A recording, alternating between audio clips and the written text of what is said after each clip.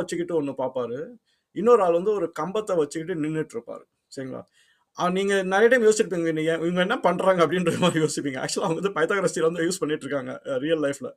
அவங்களோட வேலை வந்து என்னன்னா, இப்போ ரோடு இருக்குன்னா, அந்த ரோடுக்கு வந்து எவ்வளோ ஸ்லோப் வேணும் அப்படிங்கிறது தான் அவங்க கண்டுபிடிக்கிறாங்க. எவ்வளோ வந்து கிரேடிங் வேணும், அந்த ரோடு வந்து எப்படி போகுது அப்படின்றது.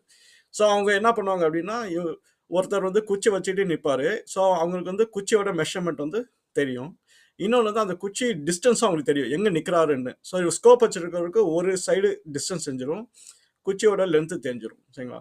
இப்போ ஸ்கோப் வச்சு நம்ம வந்து எந்த பாயிண்ட்ல வந்து அவங்க வந்து டார்கெட் பண்றாங்களோ, அந்த மெஷர்மென்ட் வச்சு உங்களுக்கு வந்து அந்த ஆங்கிள கண்டுபிடிச்சிடலாம். ஸோ அந்த ட்ரையாங்கிள். ஏன்னா உங்களுக்கு வந்து ஹைபாட்டனஸ் வந்து எஸ்டாப்ளிஷ் ஆயிடுச்சு. ஸோ அப்போ வந்து என்ன ஆங்கிள்ல வந்து நம்ம பார்க்குறோம்ன்றது கண்டுபிடிக்கலாம்.